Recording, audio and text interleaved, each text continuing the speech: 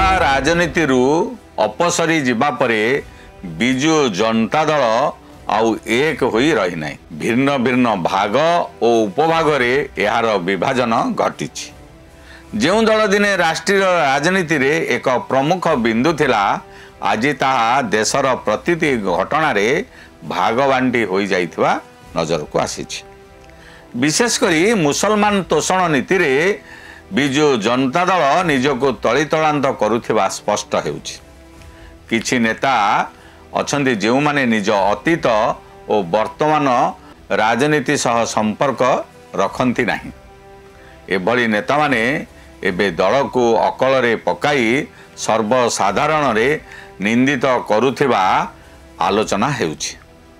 एमिति नेतांक तालिकार सद्यतम भागीदार हेउचंती राज्यसभा सांसद सुलता देव, जहांको जोगु वरिष्ठ नेता माने भी हरगणा पड़ जाइछंती। सेही प्रसंग को नहीं आजिर पॉलिटिकल भागवत आपण माने देखु थांतु पूर्व पक्ष। सुलता देव भैरव कार्तिकेयन पांड्यान को कैंपर अन्यतम प्रवक्ता तथा हिताधिकारी। जेतेबेले बीजेडी राजनीति रे पांड्यान सर्वसम्मुखे रहिया को पसंद करुतिले सेतेबेले सृष्टि होइतिबा हिताधिकारी नेतांक भितरे श्रीमती देवंक ना आसे।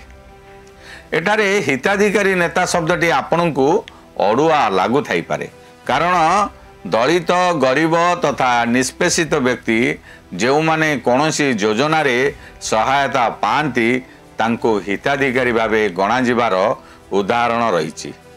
किंतु जने राज्यसभा सांसद को हिताधिकारी कहिबार कारण कौन? मु एठारे स्पष्ट कर चाहे जे सुलता देवंकर राज्य राजनीति रे 2019 निर्वाचन पर ही आविर्भाव होइछि। अर्थात जेतेबेले बीजेडी राजनीति रे पांड्यान को प्रभाव सार्वजनीन होइछि, ठीक सही समय रे सुलता नजर को आछंती। अवश्य पांड्यान सेतेबेले अधिकारी भावे मुख्यमंत्री कार्यालय रे कार्य करुथिले, किंतु अभियोग अनुसार से ही सबु राजनीतिक कार्य को संपादन करुथिले। मुख्यमंत्री को सहायता नारे विभिन्न निर्वाचन मंडली गस्त करी सेठारे लोकमानंकर अभियोग शुणुथिले। मुख्यमंत्री समीक्षा नारे समस्त विभागर फाइली तांकरी बाट दे जीवाको बाध्य भी करुथिले। एपरिके दल रे किए केउ निर्वाचन लगी टिकेट पाइबो ताहा से ही स्थिर करुथिले। 2019 निर्वाचन रे दलर सफलता परे तांकर प्रभाव सार्वजनीन प्रस्फुटित होइतिला, जहाकू अन्य राजनीतिक दल हजम करि पारि नथिले। तांको चाकरी छाड़ी राजनीति आसीबाकू आह्वान मध्य देइथिले। एहाकू पांड्यान स्वीकार करी 2023 अक्टोबर रे बीजेडी राजनीति रे प्रवेश करिथिले। निर्वाचन हारिला परे सक्रिय राजनीति रु दूर रे रहितिबा घोषणा एबे से करिसेंती। एही समय किंतु पांड्यान अनेक नेतांक परछेदन करिवा सह अनेक नुआ नेतांक सृष्टि करितबा कुआ जाय। खाली सृष्टि करिथिले ता नुए, सेमानंकु बीजेडी टिकेट देई राज्यसभा को पठाइथिले। आउ एही क्रम रे मानस रंजन मंगराज, सस्मित पात्र, निरंजन बेसी, सुजीत कुमार, सुभाषिष खुंटिया, सुलता देवंक भली नेतांक आविर्भाव होइथिला। पूर्वरु बीजेडी रो छोट मोट काम रे नियुक्त थिबा कर्मचारी जनप्रतिनिधि भावे मनोनीत होइथिले। एहा पांड्यान को हाथ मुठा को टाण करिवा लागि उद्दिष्ट थिला बोली आलोचना हुए। किंतु पांड्यान एही उद्यम सृष्टि करिथिला बीजेडी रे हिताधिकारी नेतांक तालिका। आज यही हिताधिकारी नेतांक भितरु किछि नेतांक दिया जाइथिबा पदवीर कार्यकाल शेष को आसीछि। आगामी दिन रे 3टी पदवी लगी निर्वाचन हेबो। एही निर्वाचन रे बीजेडी रो जणे प्रार्थी निर्वाचित हेबे, किंतु एही हिताधिकारी नेतांक भितरु किए प्रार्थी हेबे सेथिपाई एबेठारु प्रतिद्वंदिता आरंभ हो जाइछि।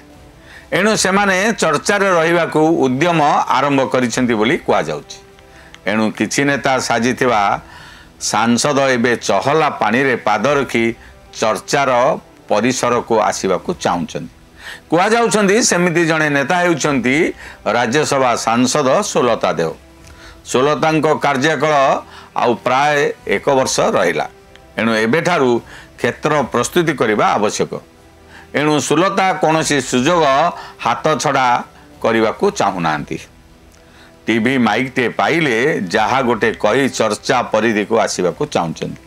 ଏହି କ୍ରମରେ ସେ ପହଲଗାମ ଗଣହତ୍ୟାରେ ସାରା ଦେଶକୁ ଭୁଲ ବୋଲି କହିବାକୁ ଦୁଃସାହସ କରିଛନ୍ତି।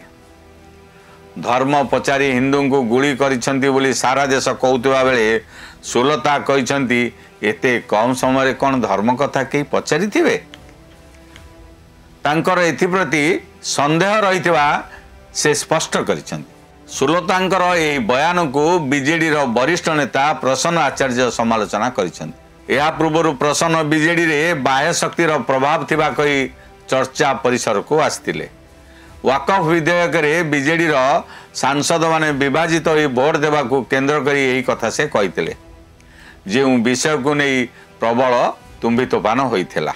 ଦଳର ଅନ୍ୟତମ ବରିଷ୍ଠ ନେତା ତଥା ସମନ୍ୱୟ କମିଟିର ଅଧ୍ୟକ୍ଷ ଦେବୀ ପ୍ରସାଦ ମିଶ୍ର ମଧ୍ୟ ସୁଲତାଙ୍କ ବୟାନକୁ କଡ଼ା ସମାଲୋଚନା କରିଛନ୍ତି।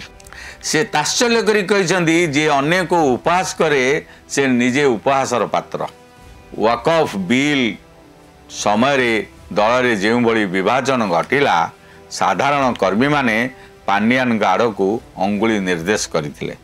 କିନ୍ତୁ ନବୀନ ପାଣ୍ଡିଆନଙ୍କୁ ସୁରକ୍ଷା ଦେବାରୁ ସେ ଚର୍ଚ୍ଚା ଏବେ ବନ୍ଦ ରହିଛି। ହେଲେ ଦେଶର ସୁରକ୍ଷା ସାର୍ବଭୌମତ୍ୱକୁ ନେଇ ସାରା ଦେଶରେ ସରକାରଙ୍କ ପକ୍ଷରେ ମତ ସୃଷ୍ଟି ହୋଇଥିବା ବେଳେ ସୁଲତାଙ୍କ ଦ୍ୱନ୍ଦ୍ୱ ସୃଷ୍ଟିକାରୀ ବୟାନ ଓ ପରେ ଏଥିନେଇ କ୍ଷମା ପ୍ରାର୍ଥନା ଅନେକ ଦ୍ୱନ୍ଦ୍ୱ ସୃଷ୍ଟି କରିଛି।